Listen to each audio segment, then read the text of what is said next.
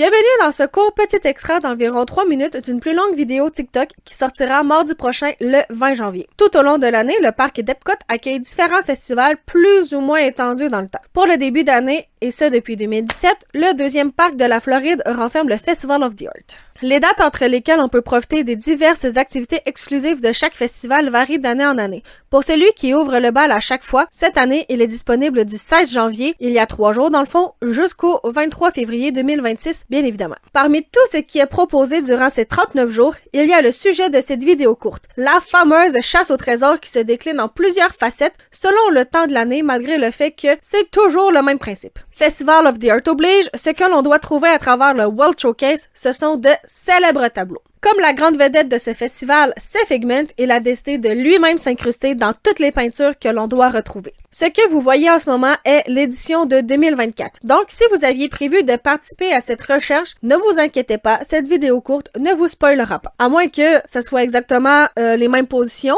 il y a 2 façons différentes de participer à cette activité. Il y a une façon payante et il ne faut pas oublier la façon complètement gratuite. Commençons avec la version payante. Dans des boutiques souvenirs telles que le Creation Shop, le Disney Trader ou au World Traveler, ainsi que dans quelques petits stands temporaires, il peut y avoir ceci. La fameuse carte au trésor. Dans le fond, d'un côté, il y a une carte des différents pays avec de gros espaces blancs et de l'autre côté, il y a des autocollants de toutes les différentes peintures qu'il faut retrouver. Cette année, ces fameuses cartes se vendent au prix de 11,99 $. Dispendieux ou pas, je vous laisse juger par vous-même.